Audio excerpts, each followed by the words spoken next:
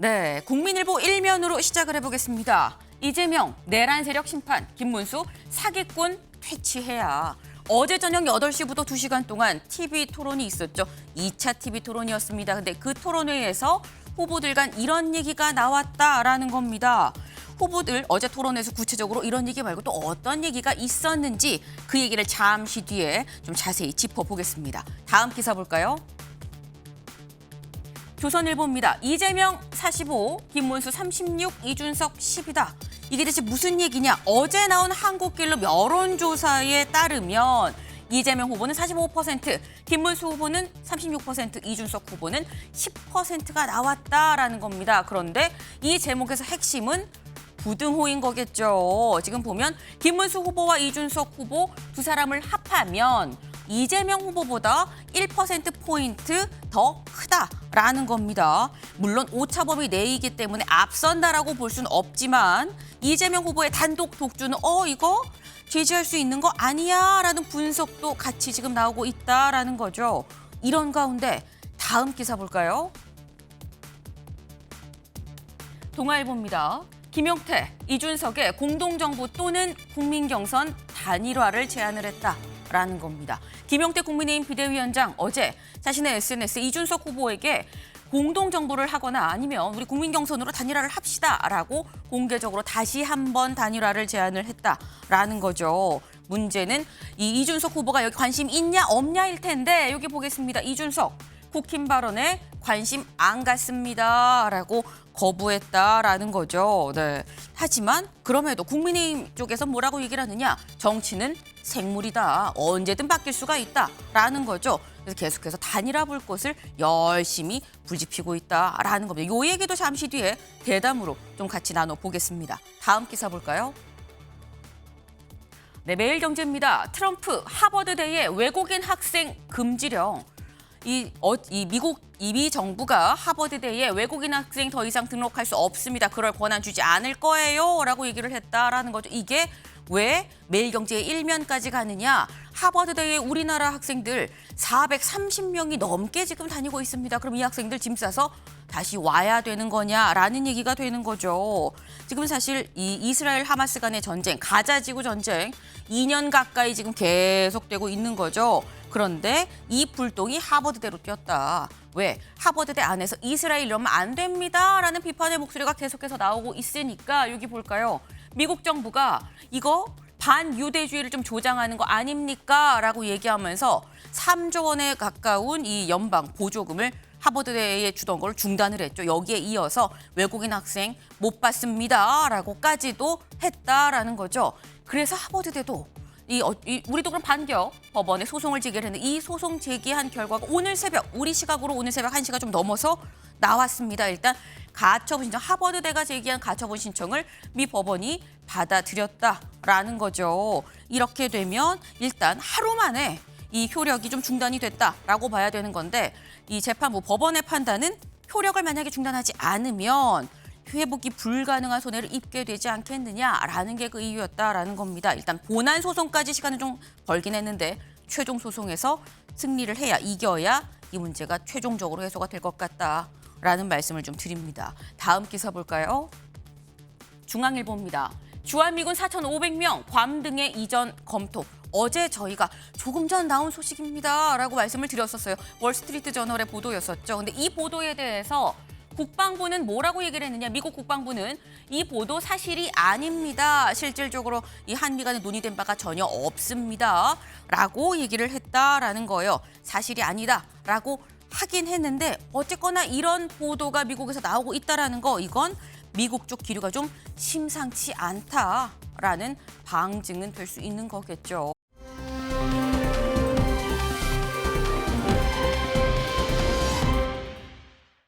바로 이 모습 어제 저녁 TV토론 2차 TV토론이 있었다고 말씀드렸죠. 그런데 이 민주노동당 권영국 후보의 손에 뭔가가 쓰여있는 모습이 포착이 됐습니다.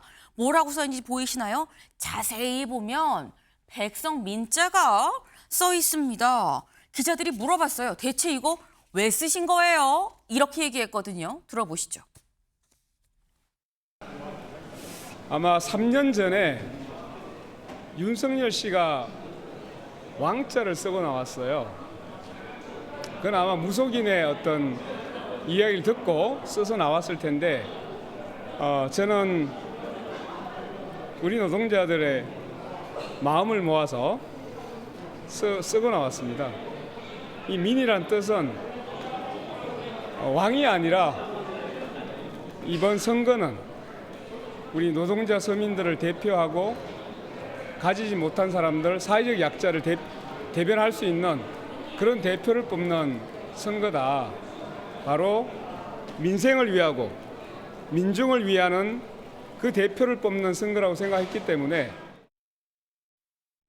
네, 3년 전 윤석열 당시 후보의 손에 적힌 왕자를 패러디한 거다라는 주제의 지금 얘기인 거죠. 패러디가 등장한 2025년 21대 대선 후보들의 TV 토론이었습니다.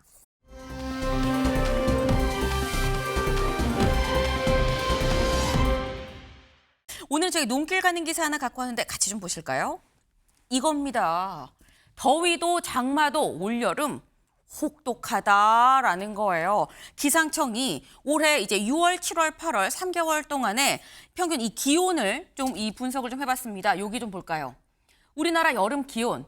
지금 요 밑에 가장 밝은 색이 평년 기온이에요. 그런데 요 위에 조금 진한 색이 2023년의 기온, 그리고 요 위가 2024년 작년 기온이고 올해는 어떻게 될 것이냐라는 건데 지금 보면 다들 평년 기온보다 조금씩 올라갔죠. 그런데 올해는 이보다 더 높을 것 같다라는 얘기가 지금 나오고 있습니다.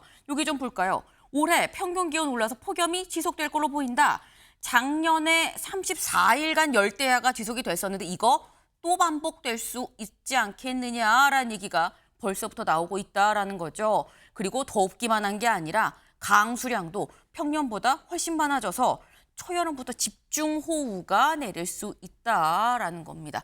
더 덥고 더 길게 덥고 그리고 비도 더 많이 집중적으로 올 수 있다. 네, 설상가상. 그렇다면 미리미리 대비를 하는 게 더더욱 중요하지 않겠나라는 생각을 좀 해봅니다. 네. 아침엔 매일경제 뉴스 종합 비타민 언제나처럼 TV로 좀 크게 보시다가요. 궁금한 점 유튜브 댓글로 남겨주시면 같이 좀 얘기를 해보겠습니다. 함께해 주실 분들 소개합니다. 안녕하세요.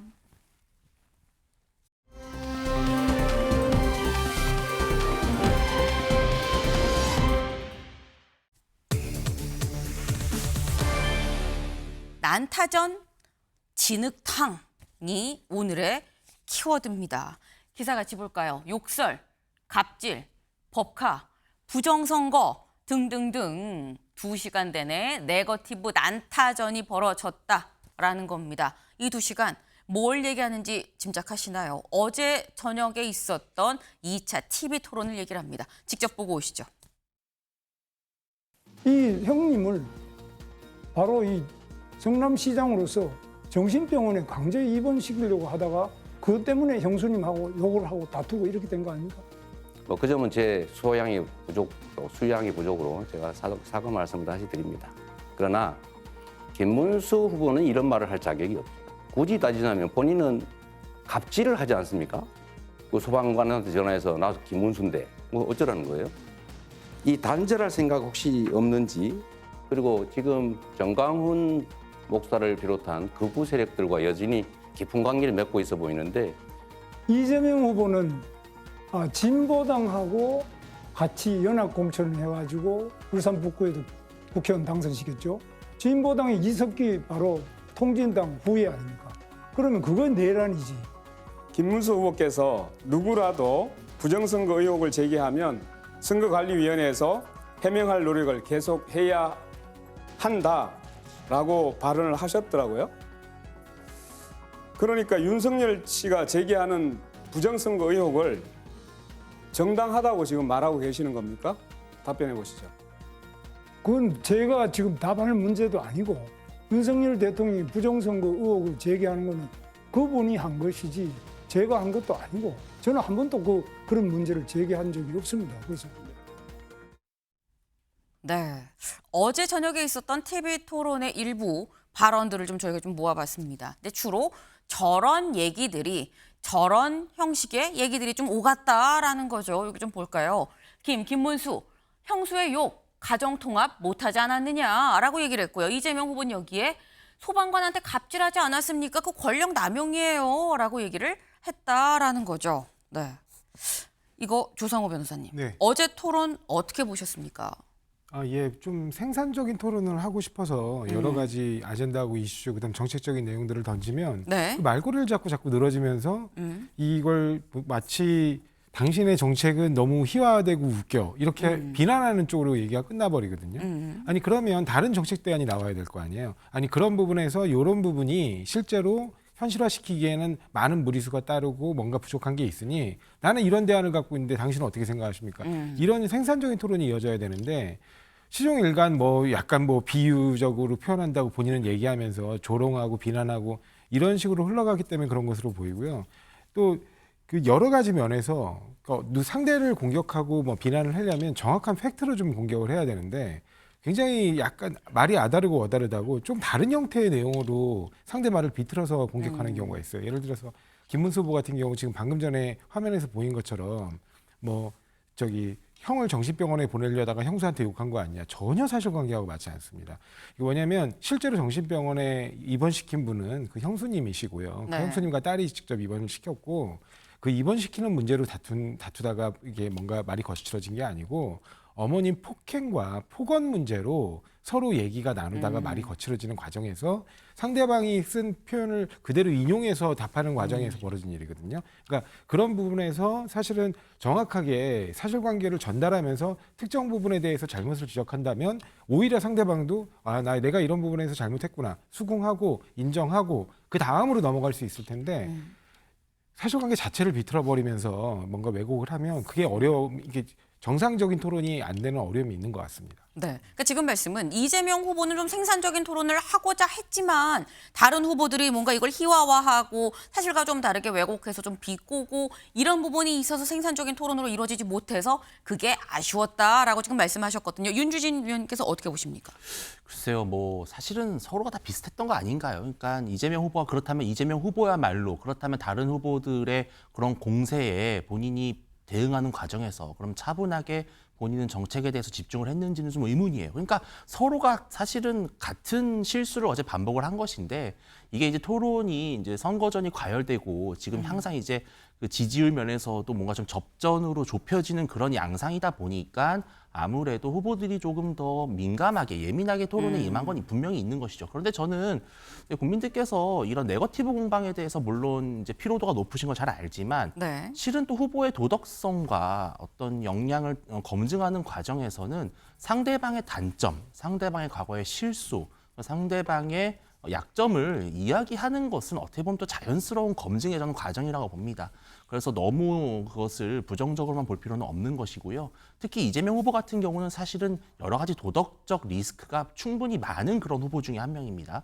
그렇기 때문에 그런 부분을 국민 앞에 한번 시원하게 내놓고 평가하는 것은 필요한 것이고요. 그것은 다른 후보들의 의무다. 저는 그렇게 생각을 합니다. 제가 한 말씀만 더 보충해 네. 드리면 그때 당시에 그 욕설 관련해서 뒤에서 등장하는 말들까지 한번 전체적으로 들어보셨으면 좋겠어요. 이게 뭐냐면 전화 통화를 이제 이재명 후보가 끊고 네. 그 이제 형수하고 형님하고 계속 이제 대화를 나누는 내용이 추가적으로 전화 통화하고 무관하게 녹음된 내용들이 있습니다. 네. 그 내용들을 들어보면 당시에 한나라당 진수희 의원에게 뭔가 이런 약점 잡힐 내용들을 갖다가 전달하기 위해서 의도적으로 굉장히 자극적으로 어머니의 폭행, 폭언 문제를 자극하면서 비꼬고 조롱해가지고 그 답변을 드러낸 다음에 그 욕설 녹음한 걸 녹음했느냐?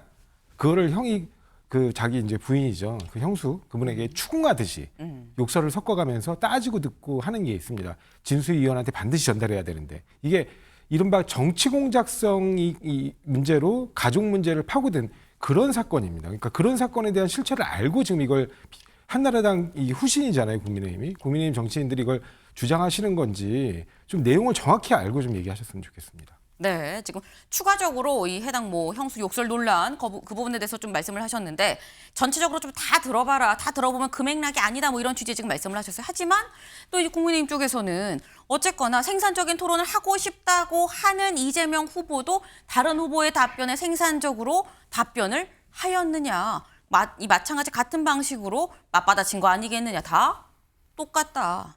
네거티브가 나쁜 것만은 아니다. 이를 통해서 도덕성 검증도 가능하다라는 말씀을 하셨습니다. 사실 어제 2시간 동안 주로 흐르는 이 내용들의 흐름이 네거티브였다라는 비판이 나오고 있죠. 그런데 지금 말씀처럼 지금 이 조상호 이 변호사께서 이재명 후보는 생산적인 토론을 하고 싶었다라고 지금 얘기를 하고 있죠. 이재명 후보 뭔가 작심한 것처럼 이거를 다시 들고 나왔습니다. 무슨 얘기인지 들어보고 오실까요? 그 혹시 밥 맥티어라고 아세요? 모르겠습니다. 모르시죠? 네. 루카스 차이제 모르시죠? 호텔 경제학의 그 원전이라는 네. 한국은행에서 5만 원을 쓰는 법 이거 저 그림표 있는 거 보셨어요? 그거는 호텔 취소하고 보셨어요? 이런 게 없지 않습니까? 아니, 그래서 보셨어요? 그거 찾아내려 고생하셨는데 전혀 다른 얘기입니다. 자, 이 밥 맥티어나 아니면 이거 미하일 슈미츠 살로몬, 루카스 차이제 이런 사람들이 그 $100 이야기라고 인터넷에 치면 많이 나와요. 호텔에 누군가 투숙을 하려고 했는데 그 돈으로 $100 또는 100유로로 옆에 이렇게 돌다가 결국 돈이 돌아왔는데 그 고객이 갔다. 그러나 이런 경우에도 돈의 순환이라는 효과로 외부에서 꼭 자금이 들어오지 않아도 경제가 순환이 될 수가 있다라는 이제 그 사례로 이런 걸 쓰는데 이분들이 이렇게 역사적으로 이런 예를 들 때 누구도 노쇼 경제학 뭐 이런 얘기 하지 않았다는 그 말씀을 먼저 하나 드리고요. 네, 들어보셨죠? 이른바 호텔 경제학 논란이라고 해서 요즘 많이 좀 얘기가 나오고 있죠. 지난 1차 TV 토론 때 사실 나왔던 얘기인데 어제는 사회 분야 TV 토론이었었는데 이재명 후보 혹시 들어보셨어요? 밥 맥티어라고 얘기를 하면서 먼저 본인이 이걸 들고 나왔습니다. 이걸 보면 조상호 변호사님, 예. 이재명 후보는 1차 때 받은 어떤 공격을 내가 이번에 좀 만회를 하겠다라고 작심하고 좀 들고 나온 것 같아요. 만회가 됐다고 보십니까?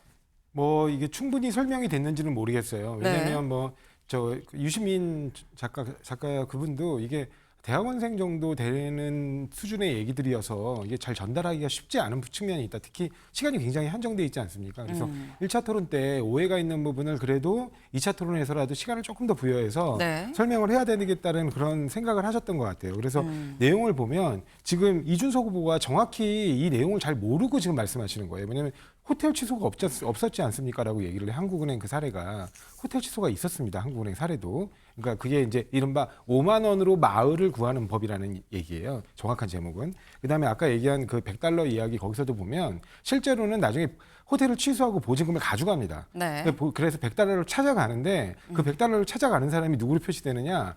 벤 버냉키 그 미 연방준비제도 이사회 당시 의장이에요. 네. 그래서 그렇게 중앙은행이 돈을 풀므로 인해서 결국에 나중에는 돈은 찾아가지만 전체적으로 경제가 선순환되면서 경제 주체들이 각 이익을 창출한다는 거예요. 그러니까 그런 걸 설명한 그 자료를 그림으로 도식화해서 굉장히 단순화해서 설명한 모델인데 이거를 마치 어떤 커뮤니티에서 어떤 분들이 그걸 지적했는지는 모르겠어요. 워낙 커뮤니티에 굉장히 심취하신 후보라서. 근데 그런 커뮤니티에서 도는 그런 얘기만을 가지고 무분별하게 아주 경제학적으로 검증된 이론임에도 불구하고 무분별하게 공격하는 부분에 대해서 좀 설명을 하신 것으로 보입니다.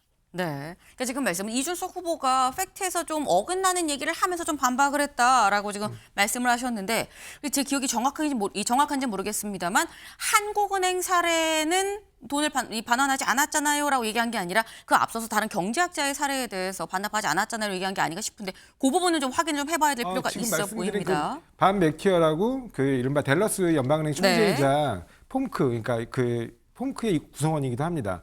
그분이 쓴 $100 이야기에도 $100를 찾아갑니다. 나중에 그 계약을 취소하고 보증금을 네. 맡겨둔 $100를 찾아가는데 결과적으로 선순환되면서 이게 필요하는데 그 $100를 찾아간 사람이 누구냐? 연방준비제도 이사회 의장이라는 거예요. 그러니까 그분이 돈을 풀어라.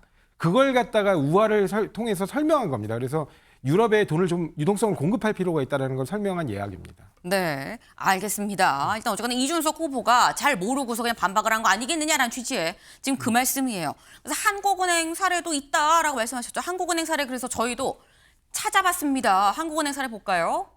한국은행에서 뭐라고 실제로 올렸느냐 본 거죠. 이재명 후보가 이렇게 얘기를 해요. 한국은행에서는 5만 원 쓰는 법 그 표 아세요? 라고 얘기를 해서 찾아봤더니 5만 원으로 어느 마을 구하는 법이라고 해서 한국은행에서 올해 1월 24일에 이 홈페이지에 게시한 그 내용입니다. 보면 대충 뭐 이런 내용이에요. 좀 뭐 다 읽진 않겠습니다만 여행객이 모텔에 묵으려고 들어가서 주인한테 5만 원을 줬고 주인은 그 5만 원을 정육점 주인한테 줬고 이 정점 주인은 양돈업자한테 5만 원을 다시 갚았고 양돈업자는 사료 가게에 가서 사료비 외상 줬던 거 다시 줬고 그게 돌고 돌고 돌아서 결국 다시 5만 원이 돌아왔다 호텔로. 그런데 여행객이 정작 와서 방을 보고 난 다음에 방이 마음에 들지 않는다고 투덜대면서 5만 원을 돌려받고 마을을 떠났다라는 내용이 한국은행에 지금 나온 지금 1월 24일에 실린 내용입니다. 윤주진 위원님. 예. 지금 이재명 후보는 이거 봐라. 한국은행에서 내가 말한 거랑 똑같은 내용 실었지 않느냐라고 지금 얘기를 하고 있는 거거든요.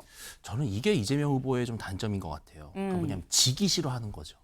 이거 120원 뭐 원가 문제, 호텔 경제학 이게 지금 이재명 후보를 둘러싼 정말 본질적인 문제는 아니잖아요. 그리고 다른 후보들이 제기하는 비판들이 아주 그렇다고 해서 근거 없는 건 아닙니다. 예를 들어서 지금 이 일화를 보면은 지금 현재 이 모텔은 결국은 5만 원을 받지 못한 상태에서 그 예상치 못한 지출을 한 거예요. 그럼 국민들은 딱 봤을 때 상식적으로 아니 그러면은 누군가는 5만 원을 벌었겠지만 결국은 모텔 주인은 5만 원을 못 번 거 아니야? 네. 이게 그럼 누구 이득인 거야? 아주 단순하게 접근할 수 있는 문제고 사실 이게 이제 뭐냐면은 거시경제학에 나오는 유동성 함정이라고 하는 그러니까 누구도 그 돈을 쓰지 않는 상황에서 중앙은행이 일부러 지출을 했을 때 이것이 소비의 심리를 자극하는 일종의 효과를 가져온다라는 특수한 예에 불과한 거고요. 지금 우리 국민들이 정말 원하는 게 이렇게 돈이 돌고 돌고 돌아서 결국은 누구 한 명은 손해를 보는 그런 경제를 원할까요? 그게 아니라 기술이 발전하고 기업이 많아지고 규제를 풀어서 일자리가 많아져서 모두가 다 같이 잘 살아지는 경제를 원하는 거잖아요. 그런데 지금 이재명 후보는 이게 약간 그 컴플렉스가 있는 거예요. 내가 한 말에 틀렸다고 해? 질 수 없다. 계속 이것저것 끌고 와서 반박하니까 사람이 조금 좀 답답해 보이는 거죠. 그러지 마시고 네. 그냥 다른 주제를 말씀하시면 되는데 왜 굳이 여기에 집중하시는지 좀 이해가 잘 안 됩니다. 제가 한 말씀만 보태면 발언권을 얻어서 말씀을 네. 해주셔야 돼요. 짧게 말씀해 예, 주시죠. 지금 말씀하신 그 한국은행도 네. 중앙은행입니다. 그죠? 유동성을 확대하고 확대 재정 정책을 펼칠 수 있는 주체고 아까 그 그러니까 저기 그 밥 맥티어도 네. 결국에는 폼크 구성원이자 네. 그 댈러스 연방은행 총재 아닙니까? 그러니까 그분들도 결국에는 이걸 유동성을 공급하는 재정 확대 정책을 시행할 수 있는 분들이에요. 근데 지금 이 논란이 어떻게 붙은 거냐면 결국에는 재정 확대 정책이 타당하느냐 아니면 그렇지 않으면 정부가 꼭 돈을 쥐고 뭐 이 재정 지출을 감소시키는 그런 주장을 하는 이른바 보수주의 경제학이 유용한 것이냐 그 부분에 대한 정책적 논란입니다. 근데 그 정책적 논란을 그냥 이거 5만 원 찾아갔으니까 문제 아니냐 적자 준 거 아니냐 이런 논란으로 치환시켜가지고 이른바 말꼬리 잡기를 가는 그런 방식의 토론 방식이 잘못됐다는 것이고 네. 좀 대안을 제시해 줬으면 좋겠어요.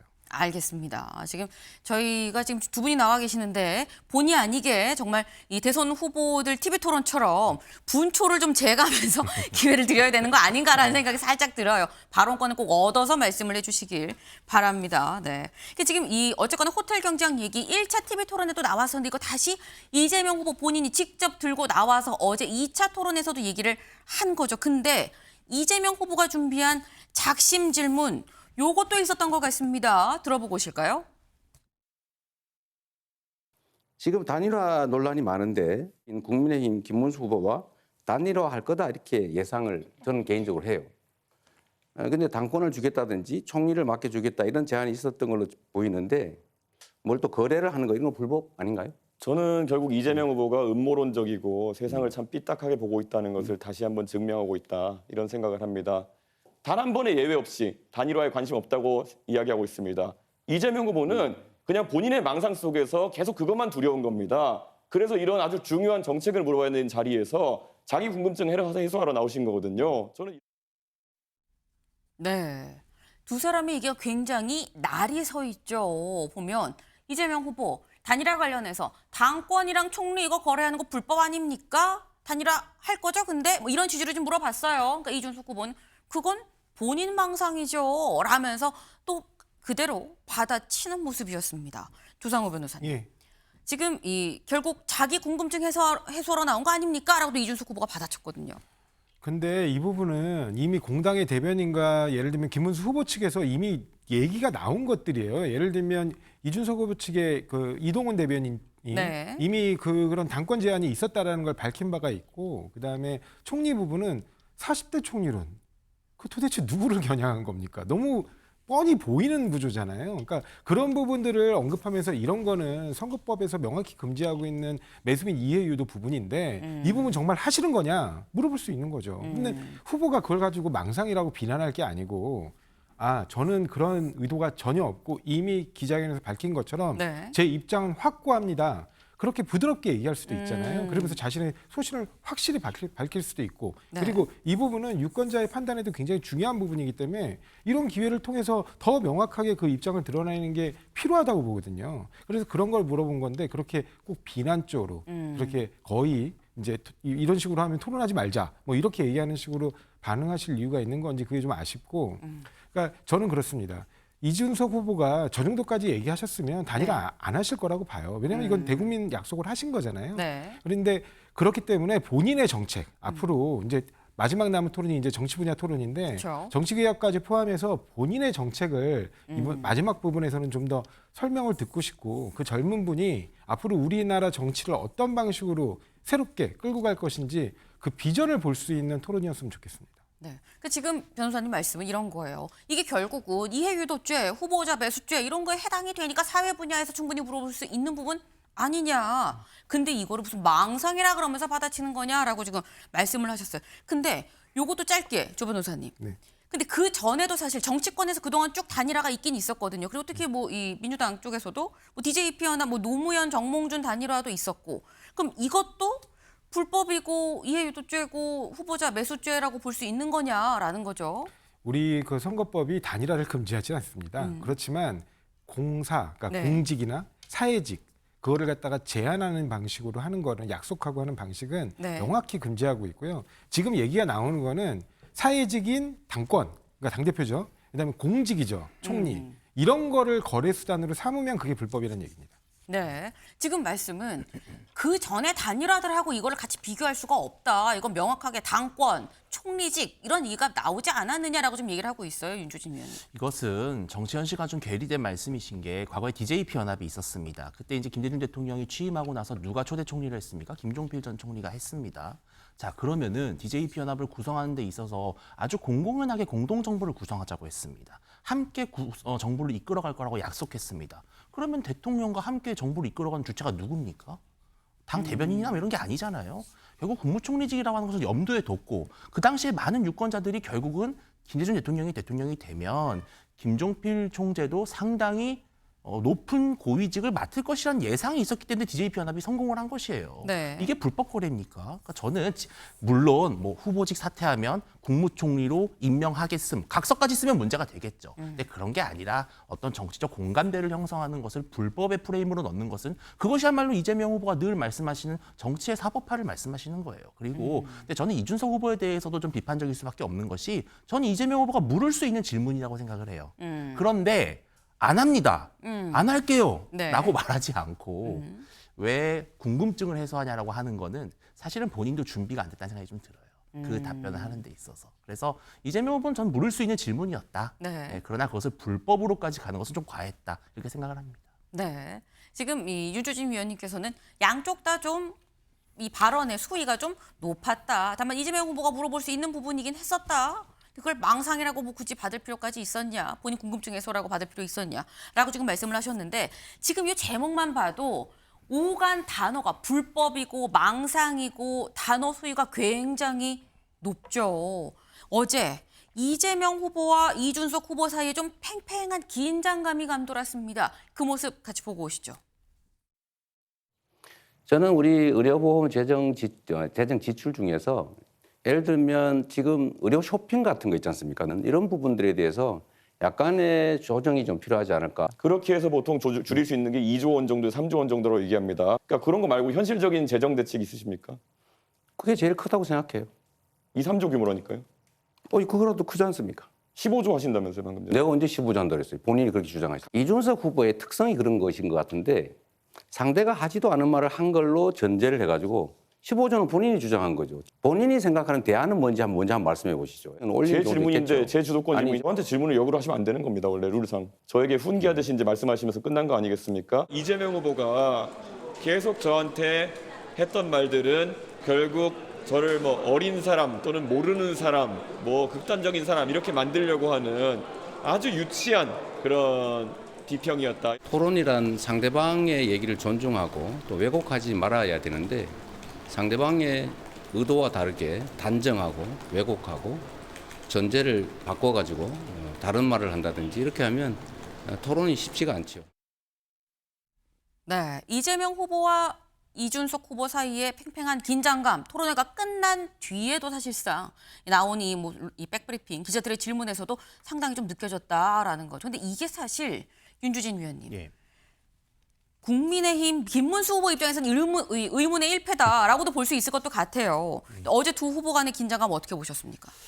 근데 저는 이준석 후보는 워낙 이제 뭐 영리한 네. 또 젊고 유쾌한 그런 후보지만 사실 어제 저런 화법은 저는 한 70점짜리밖에 안 된다고 생각을 해요. 그러니까 왜냐하면은 이런 겁니다. 그러니까 이재명 후보께서 지금 하겠다고 하는 간병비 보조인가요? 그런 정책을 하게 되면은 우리 추산으로는 한 15조 원 정도가 소요되는 것으로 되는데 그것을 어떻게 마련할 것이냐라고 물어도 되는데요.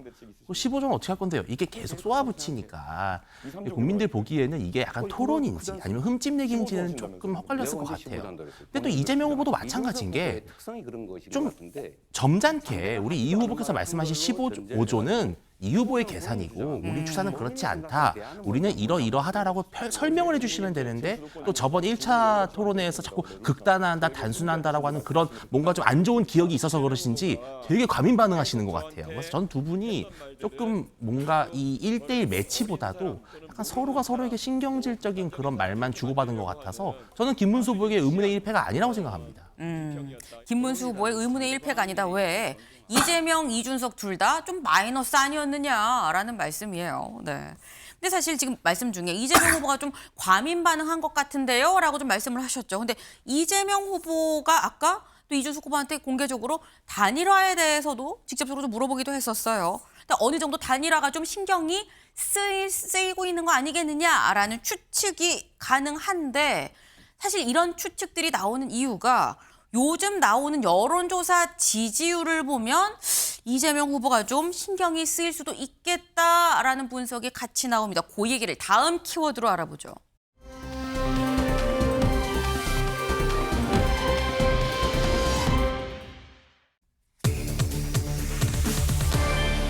일 더하기 1은 2인가 물음표가 지금 붙었습니다. 뭔지 같이 볼까요? 이재명 45%, 김문수 36%, 이준석 10%. 어제 나온 한국갤럽의 여론조사입니다. 아니 어제도 한국갤럽이라 그래놓고 이재명, 김문수 사이에 12%포인트 차이라고 그랬었는데 이거 무슨 얘기야. 이건 9%밖에 차이가 안 나는데 어제 저희가 말씀드린 이 여론조사는 이 신문협회에서 갤럽에 의뢰한 여론조사였었고요. 이거는 어제 한국갤럽이 금요일마다 내놓는 어떻게 보면 정례 여론조사의 결과입니다. 그런데 어제 나온 이 정례 여론조사 결과는 신문협회에서 했었던 것보다 하루 더 조사를 해서 3일 동안 조사를 했다라는 거죠. 해서 보니까 수치가 9%포인트로 좀 줄었다라고 지금 볼 수 있다라는 거죠. 근데 아까 일면소개하면서 말씀드렸죠. 중요한 건요. 부등호다. 이재명 45, 김문수 36, 그리고 이준석 10이다라는 거예요. 이 두 사람 사이의 격차가 지금 9%포인트로 줄었다. 처음으로 한 자릿수가 됐다라는 건데 한 자릿수가 중요한 게 아니라 여론조사를 제가 항상 말씀드릴 때마다 중요한 건 뭐다? 추이다라는 거예요. 이 표 같이 볼까요? 전주 대비 좀 보겠습니다. 전주 대비 이재명 후보 51이었었는데 45로 6%포인트 떨어졌죠. 김문수 후보 29%에서 36%로 7%포인트 올랐습니다. 이준석 후보 8에서 10으로 2%포인트. 물론 유보도 12에서 8%로 좀 4%포인트 정도 줄었다. 이 유보가 여기저기 좀 나눠서 간 면이 있겠죠. 근데 지금 보면 조상호 변호사님, 이재명 후보의 지지율 하락 이유가 뭐라고 보십니까? 일단은 첫 번째로는 그냥 데이터 분석으로만 놓고 보면 이런 보수 가표집이 좀 있었던 것 같아요. 왜냐하면 그 전주에 비해서 그 마지막 주 이번에 최근 여론조사는 한 보수 표집만 놓고만 보면 보수 표집이 기존 전주보다 한 30% 이상 증가합니다. 굉장히 늘어난 거죠. 그래서 한 120여 명 정도가 더 들어오셨는데, 그러니까 그런 부분에 왜 이런 일이 벌어질 수 있느냐, 그건 잘 모르겠어요. 그러니까 약간 여론조사가 가끔가다 튄다고도 하죠. 네. 그래서 그런 부분들이 조금 있는 것 같고, 근데 그거 여부를 떠나서 원래 선거가 이제 끝으로 가면 갈수록 각 지지층들이 결집이 높아지면서 자연스럽게 지지율이 점점 좁혀집니다. 네, 그런 부분인 거고, 저희들 입장에서 보면 전주나 그 부분이나 보정을 놓고 보면 사실은 큰 차이가 없거든요. 그래서 우리가 얼마나 더 우리 유권자, 우리를 지지하고 찍어줄 유권자들을 투표장으로 끌어내는데 이렇게 매력적인 모습을 보일 것이냐, 이런 부분에 좀 집중을 해야 될 것 같고, 그다음에 지금 이렇게 보시면 이 김문수 후보와 이준석 후보의 단순한 그 지지율 산술합산, 이렇게 하면서 뭐 위기 아니냐 이렇게 말씀하시는데, 실제로 이 여론조사에서 양자 대결도 조사를 합니다. 근데 양자 대결에서의 후보의 격차가 이재명 후보와 다른 후보 사이에 격차가 지금과 비슷해요. 그러니까 그런 부분 놓고 보면 이게 뭐 단일화 효과로 크게 뭔가 달라질 것이다, 이렇게 생각하지는 않습니다. 네. 그러니까 지금 말씀은 이 어쨌거나 이재명 후보가 계속 1위 후보였었기 때문에 이 선거에 가까울수록 선거 후반으로 가면 갈수록 양쪽이 좀 결집을 해서 격차는 줄어들 수밖에 없는 게 뭐 당연한 거고, 실제로 그리고 이번 여론조사에서 좀 보수가 과표집됐다, 보수 샘플이 더 많았다라는 말씀을 지금 하셨어요. 요 비슷한 얘기를 어제 천준호 전략본부장도 했습니다. 잠깐 들어보고 오실까요? 오늘 발표된 갤럽 조사의 이념 분포를 보면 전체 응답자 중 자신의 이념 성향을 보수라고 응답한 분이 진보라고 응답한 분보다 11% 이상 많았습니다. 과거 과표집이 극심했던 지난 1월의 평균 분포와 유사한 수준입니다. 여론조사가 실제 여론을 반영하지 못하는 측면이 있을 수 있다는 것을 함께 유념하면서 살펴봐야 되겠습니다. 네. 지금 조상호 변호사께서도 말씀하시고 천준호 전략본부장도 지금 보수 샘플링이 더 많았다라는 이 말씀을 지금 하셨어요. 그래서 아침에 매일경제가 팩트체크를 해봤습니다. 네. 실제로 한국갤럽의 이 보수, 중도, 진보의 요 표를 직접 저희가 찾아봤어요. 찾아봤더니 조사 완료한 사례수가 있는, 사실 엄밀히 말하면 이것보다도 그래서 최종 가중 적용한 사례수, 요게 진짜인 거겠죠. 요걸 좀 보겠습니다. 보수가 350, 그리고 중도가 327, 그리고 진보가 232, 그리고 모름 응답 거절이 93이었다라는 겁니다. 근데 이걸 보면 윤주진 위원님, 예. 지금 살짝 말씀하신 것처럼 진보가 230대고 보수가 350이고 차이가 좀 나긴 나는데라는 생각이 들긴 들어요. 먼저 말씀드리고 싶은 게 선거에서 징크스가 있습니다. 네. 여론조사 믿지 말라고 하는 분들이 보통 불리한 분들이에요. 예, 그러니까 여론조사는 정확하고요. 비교적 정확합니다. 그리고 지금 이제 국민들 보시겠다 보시면 보수가 왜 진보보다 한 30% 높지라고 생각하실 거예요. 근데 놀라지 않으셔야 될 게 그동안 실시했던 여론조사가 다 이랬습니다. 아하. 그러니까 이게 특이한 패턴이 아니에요. 보수가 진보보다 늘 높게 잡혀왔어요. 왜 그럴까? 네. 사실은 중도라고 답변하시는 분들이 실질적으로는 민주당 지지층인 경우가 많습니다. 그래서 중도층에서 상당히 이재명 후보 지지율이 높고 네. 계엄이라든지 탄핵에 있어서 민주당 입장에 맞는 표가 많았어요. 자, 그리고 중요한 건 이재명 후보께서 뭐라 그러셨어요? 본인이 중도 보수라고 하셨잖아요. 이 말씀이 사실 커요. 그러니까 민주당 지지층 중에 본인을 좌표를 찍을 때 내가 네. 진보가 아니라 난 이제부터 중도다라고 생각하신 유권자가 늘어나고 있다는 거예요. 실제로 지금 민주당의 또 전략이 그렇습니다. 저는 네. 그래서 보수가 과표집됐다 이렇게 말씀을 좀 드리기가 어렵고요. 저는 그리고 또 이런 것도 있습니다. 내가 보수라고 응답하는 사람들이 만약에 많아졌다면요. 네. 그것은 그만큼 이번에 투표를 하겠다는 의향이 높아진 것이고 잘하면 이길 수도 있겠다라는 희망이 커지고 있다는 거예요. 그럼 이거는 사실은 투표에 매우 중요한 영향을 미치는 요소거든요. 네. 그래서 이것을 뭐 왜곡된 조사다. 저는 이렇게 말씀하기에는 조금 어폐가 있다고 생각을 합니다.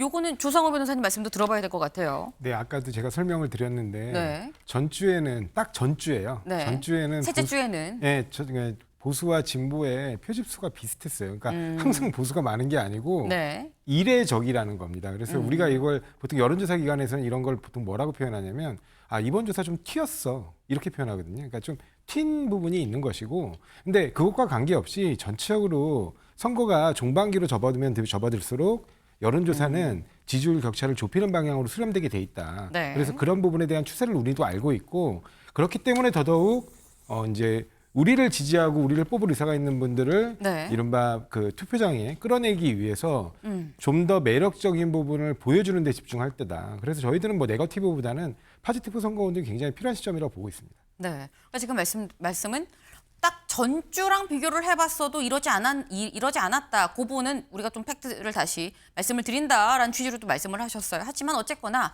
종반으로 가면 갈수록 격차가 줄어들 수밖에 없다. 우리는 포지티브 선거를 하겠다라는 말씀을 지금 하셨는데 말씀이 지금 현재 이 양쪽의 결집 때문에 종반으로 갈수록 격차가 줄어들 수밖에 없다라고 말씀을 하셨는데 정말 결집 때문에만 혹은 표본 구성 때문에만 이재명 후보가 그럼 줄었느냐. 다음 기사를 좀 볼까요?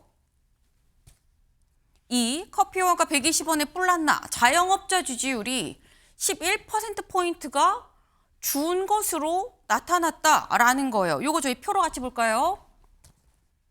네, 이겁니다. 지금 이 똑같은 갤럽 지지율이에요. 근데 여기서 이제 이 직종, 이 종사하는 종사업에 따라서 좀 나눠봤더니 자영업을 하는 사람의 응답자가 이재명 후보 분명히 전주에는 58% 이재명 후보를 지지했었는데 47%로 11%포인트 줄었다.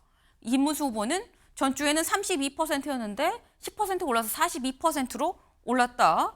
이준석 후보도 3에서 6%로 올랐다라는 겁니다. 근데 물론 이게 조 변호사님, 네. 그러니까 말씀처럼 숨어있던 뭐 샤이보수가 결집을 하는 자영업자 이 종사자 중에서도 샤이보수가 후반으로 가니까 드러낸 걸 수도 있지만 커피 원가 120원의 영향이 있는 거 아니냐라는 게 한국일보의 지금 제목인 거거든요. 어떻게 보십니까? 예, 120원 문제가 사실은 전혀 그 맥락과 다르게 거의 허위사실 공표죠. 허위사실 공표로 그쪽 비상대책위원장조차도 뭐 우리가 예를 들면 이재명 후보가 한 말도 없는데 그 한 말이 있는 것처럼 쌍따옴표를 들어서 뭐 비싸게 판다라고 했다거나 아니면 누군가 바가지를 씌운다라고 한다든가 이런 방식으로 국민의힘의 선거 캠페인이 허위사실을 공표하는 방식으로까지 이재명 후보의 메시지를 의도적으로 왜곡하고 그다음에 허위로 드러내는 방식을 했기 때문에 그런 부분에서 잘못 전달된 부분이 있어요. 그래서 그 잘못 전달된 부분이 명확하게 잘 전달될 수 있도록 당시 후보의 발언의 그 취지와 맥락을 열심히 좀 설명할 필요는 있겠죠. 그래서 그런 부분들이 잘 알려지면 다시 또 금방 교정될 문제라고 생각합니다. 네. 그러니까 지금 말씀은 그 영향이 있을 수 있겠지만 실제로 그 발언은 그런 취지가 아니었고 잘못 알려졌기 때문에 그거를 잘 이 진실을 말씀을 드리면 그 부분은 좀 규정이 되지 않겠느냐라는 말씀을 지금 하셨어요. 네. 어쨌든 요번 이런 자영업자의 지지율이 떨어진 데 있어서는 그런 뭐 잘못 전달이 됐다라고 말씀하셨는데 그런 부분들도 좀 반영이 된 거 아니겠느냐라는 얘기가 그래서 지금 나오고 있다라는 겁니다. 그런데 지금 아까 저희 그 표 볼까요? 전주 5월 셋째 주와 넷째 주 같이 본 그 표 같이 보겠습니다. 네. 지금 이재명 후보는 떨어지고 김문수 후보, 이준석 후보는 다 두 사람 다 올라갔죠. 네. 근데 이게 지역별로는 어떠냐라는 겁니다. 지역별로 좀 나눠서 보겠습니다. 지역별이죠. 지역별 보면 서울 뭐 저희 다 보진 않을게요. 다 보진 않겠는데 서울 떨어지고 인천, 경기, 대전, 세종, 충청, 광주, 전라, 대구, 경북, 부울경 다 떨어졌고 반면에 김문수 후보는 다 화살표만 좀 볼게요. 화살표만 쭉 다 올라갔다. 이준석 후보도 다 화살표가 위로 향해 있죠. 그러니까 지금 전반적으로 전국적으로 지역별로 봐서도 이재명 후보가 좀 떨어지고 김문수, 이준석 후보가 좀 올라갔다라는 게 한눈에 지금 보이는 겁니다. 근데 특히 어디가 큰 변화가 있었느냐를 좀 보면 일단 TK 지역 34에서 22로 12%포인트가 지금 떨어져서 상당히 많이 떨어졌는데 근데 여기는 TK이기 때문에 국민의힘의 지지가 상당히 좀 많은 지역이라고 치고 여기를 좀 보겠습니다. 대전, 세종, 충청. 충청은 보통 저희가 민심의 바로미터다라고 얘기를 하는 곳인데 중요한 포인트죠. 그런데 46에서 38%로 8%포인트가 떨어졌다. 그럼 이 떨어진 게 김문수 후보한테 갔느냐? 보겠습니다. 29에서 41로 상당히 또 많이 올라갔어요. 그럼 이준석 후보도 7에서 11%로 큰 폭으로 올라갔다라는 겁니다. 이 이유가 조상호 변호사님 네. 뭐라고 보십니까? 아까 말씀드린 것처럼 이 표집 자체가 네. 그 완전히 유권자 지형이 달라진 형태로 표집이 잡혔기 때문에 네. 그런 부분이 드러나는 것으로 보이고요. 또 아까도 제가 보수 진보의 표집이 달라서 대전, 세종, 충청 지역이 유독 더 많이 그게 여파를 받았다. 이게 이렇기 때문에 네. 그걸 지금 오해하시면 안 되는 게 네. 지금 1000명 여론조사의 95% 신뢰 수준의 플러스 마이너스 3.1이에요. 그쵸. 근데 그거는 전체 전국 단위를 놓고 얘기한 것이고 저렇게 지역별로 보면 한 지역이 많으면 200~300명, 적으면 뭐 몇십 명도 있어요. 네. 네, 그렇기 때문에 그 지역으로 좁히면 그 지역에서의 뭔가 등락이라든가 뭐 아니면 차이라든가 이런 부분은 실제 그 신뢰 수준에서 엄청난 차이를 보입니다. 그럴 수 있죠. 예, 그래서 그런 부분을 이렇게 지역별로 분석해 보는 거는 좀 맞지 않고요. 오히려 지역별로 분석해 보려면 지역별로도 그 정도의 샘플을 확보해서 한 여론조사들이 있어요. 네. 아주 드물지만 비용이 많이 들기 때문에. 근데 그런 걸 통해서 확인을 해야지 저기서 이렇게 했으니까 대전, 세종, 충청이 완전히 지금 뭔가 여론이 뒤바뀐 거 아니냐. 그렇게 보기에는 너무 지역 한정으로는 신뢰성이 떨어진다. 그거 말씀드리고 싶습니다. 네. 지역 한정으로 보면 전체 전국 샘플이 아니라 지역으로 봤을 때는 한두 명의 이 오차가 상당히 크게 반영이 될 수 있기 때문에 지역은 요거를 좀 참고하면 안 된다라는 말씀인 거거든요, 윤주진 위원님. 네, 그런데 그렇다고 하더라도 네. 사실은 전체적인 흐름 자체가 너무나 일관성이 있다라는 것이 중요한 부분이죠. 그러니까 전반적으로 지금 대구 경북과 이제 부울경 특히 TK/PK에서는 이재명 후보가 좀 해볼 만한 거 아닌가, 이번엔 30~40% 나오나라고 하는 기대감이 있었는데 네. 이것이 이제 꺼져가는 상황이고 대신 김문수, 이준석 후보는 오르고 있죠. 그리고 이제 대전, 충청 같은 경우도 상당히 중요한 변수인 것이 바로 이것이 우리가 늘 말하는 국민 한국 정치의 중원이다 이렇게 표현하지 않습니까? 근데 저는 어떤 패턴이 있다고 보냐면은 그러니까 그동안 보수층은 약간 여론조사 응답이라는 것도 좀 소극적으로 했을 가능성이 있어요. 그러니까 이게 뭔가 이번 대선 좀 어려울 것 같고 어차피 이게 비상계엄으로 촉발된 조기 대선이기 때문에 정권이 교체되지 않겠어라고 하는 그런 비관론이 있었을 거라고 봐요. 근데 최근 들어서 이재명 후보가 여러 가지 뭐 구설수도 있고 좀 여러 가지 정책적인 문제들이 부각되면서 떨어지니까 그 대신 김문수 후보는 사실 우리가 생각했던 것보다 선거운동을 좀 잘하는 거예요. 미담도 많고 과거에 이거 뭐 하남시에 있는 대형 쇼핑몰도 김문수 작품, GTX도 김문수 작품 이렇게 되니까 숨어 있는 보수 표심이 해볼 만하겠는데 샤이 보수가 나오는 거죠. 저는 그 나오는 흐름이 지금 분명히 여론조사에 반영이 되고 있어서 결국은 접전으로 가고 있다는 생각이 듭니다. 네. 아니, 제가 한 말씀 드리고 싶은 게 네. 지금 말씀하시는 발언권을 자꾸 안 얻으세요. 네. 이제 말씀하시는 뭐 네. 예를 들면 굉장히 그 정책적 능력이라든가 이런 부분으로 홍보하시는 내용들 중에 상당수는 사실은 이분 취임하기도 전에 착공하고 공사 막 하고 있었던 그 정책들도 많아요. 그러니까 네. 이분이 하신 거라기보단 그냥 마무리 과실을 따신 거죠. 그러니까 그런 것뿐만 아니라 지금 사실은 김문수 후보 같은 경우는 뭐 지금 본인은 굉장히 청렴한 걸 강조하고 있지만 워낙 옛날이어서 이게 뭔가 이렇게 제대로 조사해서 파기가 어려운 측면이 있어서 그렇지 이미 당시에도 막 자료화면을 뒤져보면 굉장히 부적절한 사적 예를 들면 판공비나 업무 추진비 이용 그 사례들이 많아요. 아니 어떻게 민주당에서 찾아보셨나요? 아니 그 뉴스타파에서도 이미 보도가 됐는데 네. 그러니까 어떤 것들이 있냐면 예를 들면 뭐 자기들 그 도의원들에 대해서 연차 내에 지원해 준다는 명목으로 위스키를 60병을 삽니다. 그게 공직자가 위스키를 60병을 사서 제공할 일입니까? 또 농산물 그 상품권을 한 5천여만 원을 샀는데 그게 직원 격려용이라고 그 목적이지만 실제로 누가 받았는지 영수증 하나 남아있지 않아요.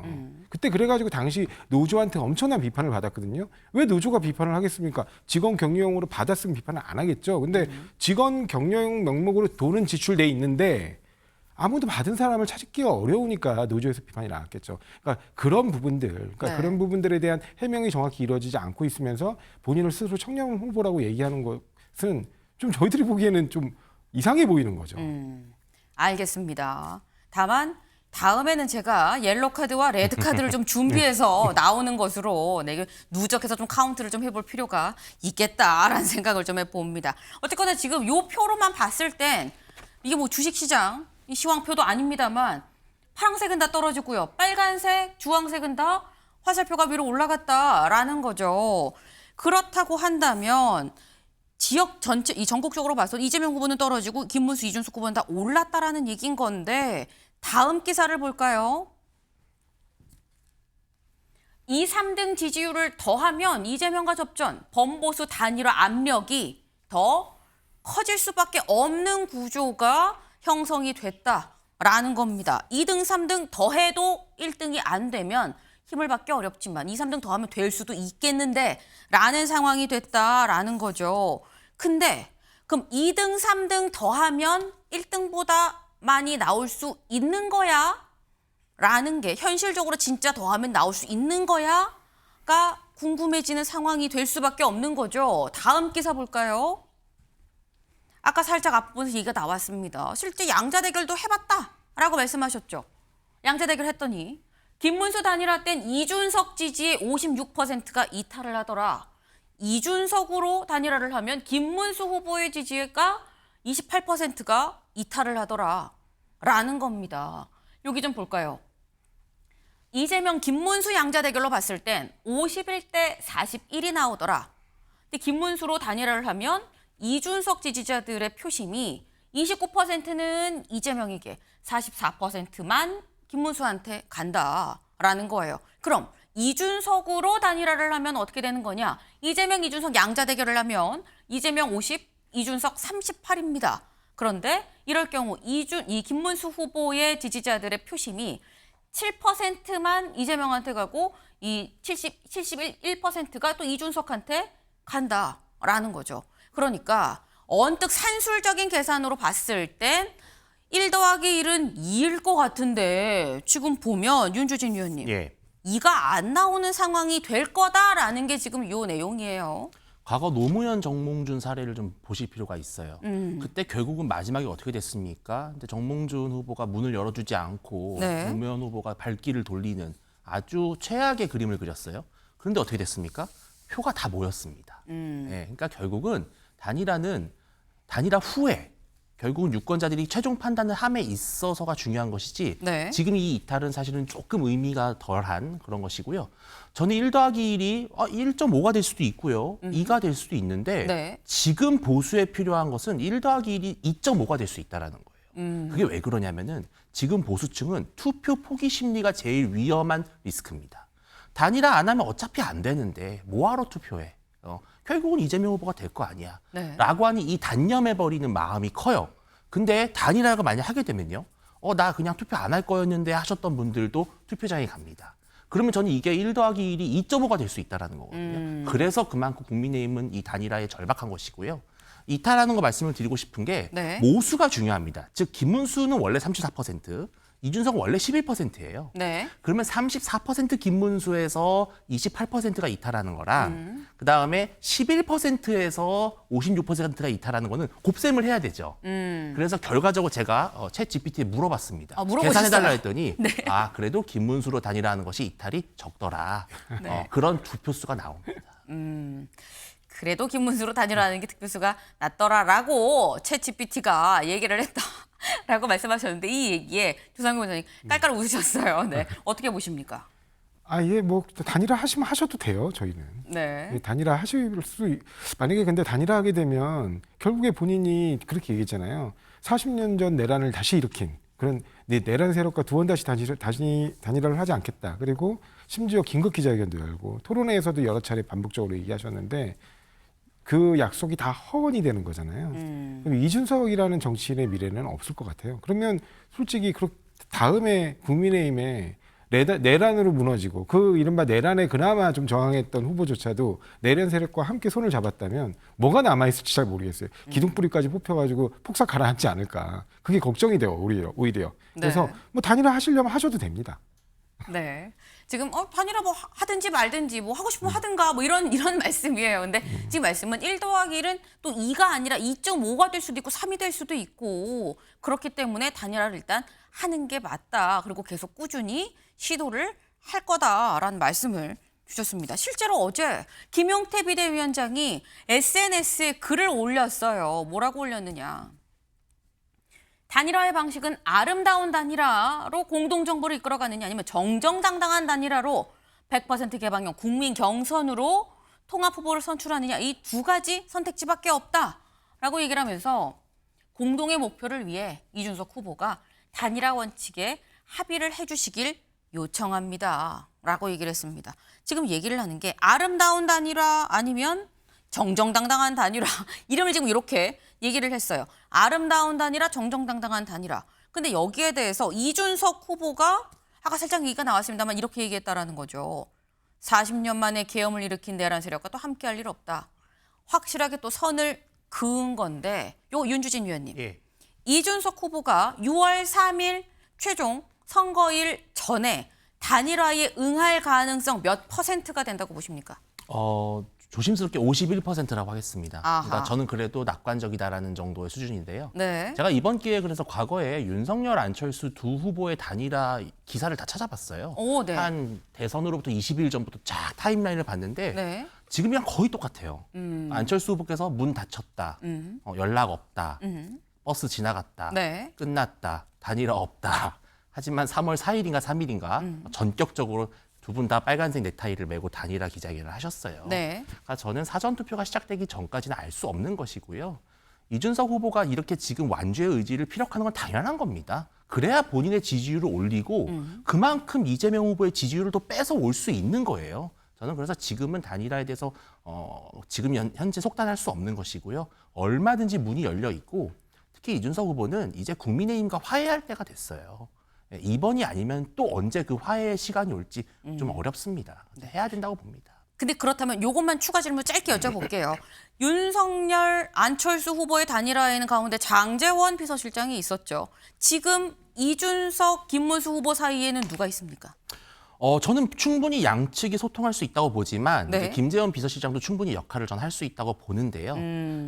저는 또 한 명의 그 히로인이라고 해야 되나요? 네. 김용태 비대위원장인 것 같아요. 결국은 과거에 천하용인으로 함께 활동을 했었고 네.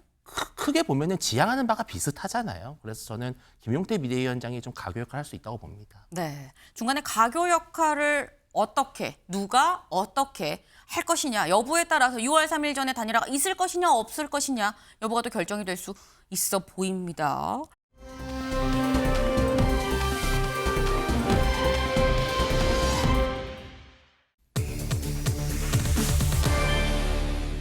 후배 밥 사주고 귀가.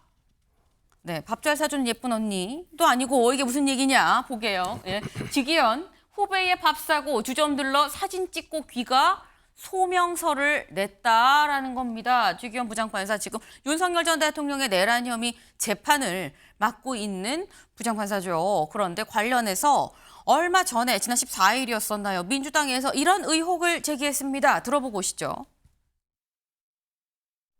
1인당 100에서 200만 원 정도의 비용이 나온 룸사롱에서 여러 차례 술을 마셨고 단 한 번도 그 판사가 돈을 낸 적이 없다.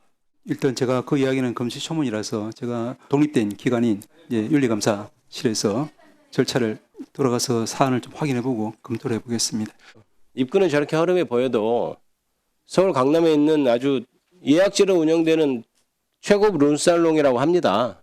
사실 다른 사진들, 지기현 부장이 거기 갔었다는 사진들은 저희가 이미 가지고 있어요. 자기가 자기 돈으로 내지 않고 다른 사람으로부터 접대를 받았다면 그것도 직무 관련자라면 밀접한 직무 관련자라면 이거는 대단히 문제가 되는 행위 아니겠어요?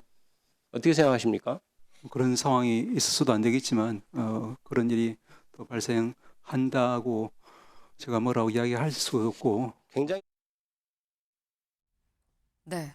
직접 들어보셨죠. 이제 법사위에서 이제 실질적으로 의혹이 제기가 됐습니다. 그리고 대법원에서 사실 확인을 하겠다라고 얘기를 했고, 그래서 지기현 부장판사가 대법원에 소명서를 냈는데 뭐라고 얘기를 했냐면 후배들 밥을 사주고 나는 장소에 이 사진 속에 이 장소에 가긴 갔지만 술자리가 시작되기 전에 사진만 찍고 바로 귀가했습니다. 라고 얘기를 했다라는 거예요.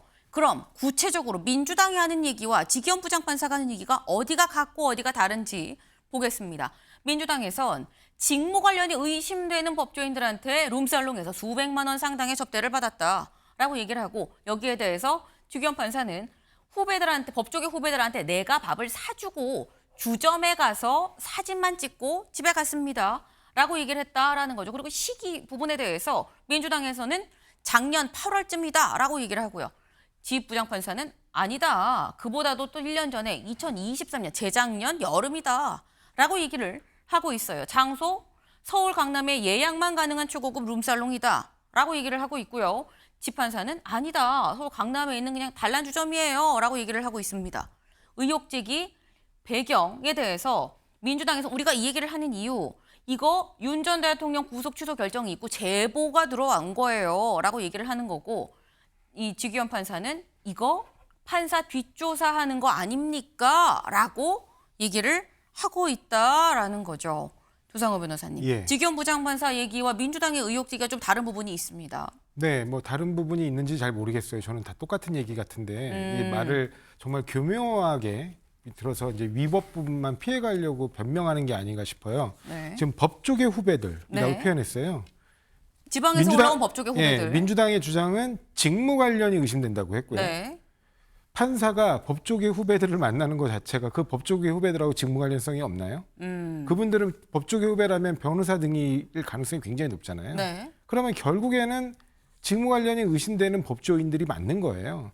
그리고 지금 보시면 알지만 어떤 표현을 했냐면 밥값을 본인이 식사할 네. 때 직접 결제한 뒤에 집에 가려는데 후배들이 술 한잔 하자고 하자 가서 같이 갔다가 사진만 찍고 술이 나오기 전에 나왔다는 거예요. 술 한잔 하기로 하다. 그러니까 결국엔 술 한잔 먹으려고 원래 갔다는 거잖아요. 네. 사진 찍으러 간 게 아니에요. 당연히 그런 룸사롱에 사진 찍으러 가는 사람은 없죠. 근데 술 한잔 하기로 했는데 갑자기 술 나오는데 갑자기 도망갔다? 평소에 굉장히 가깝고 친한 그 지방의 후배들이라면서요. 네. 근데 왜 그렇게 합니까? 그럼 애초에 술을 안 먹을 의도였다면 나 오늘 좀 술도 이제 밥 먹고 좀 피곤하고 여러 가지 그러니 나는 먼저 들어가겠다고 헤어지는 게 통내지. 술 한잔 하기로 해서 같이 룸사롱까지 갔다가 정작 술이 나오니까 그냥 혼자 갔다는 거잖아요. 그 해명 자체가 좀 이해하기가 어렵고요. 그다음에 지금 보시면 알겠지만 중요 재판 진행 중에 판사 뒷조사에 의한 의혹 제기다 이렇게 말씀하셨는데, 아니 국회의원이 무슨 권한이 강제 권한이 있어서 뒷조사를 합니까? 결국에 이게 제보가 있으니까 아는 거고, 저 은밀한 곳에서 찍은 사진을 그냥 제보가 없이 우리가 어떻게 뒷조사한다고 팔 수 있나요?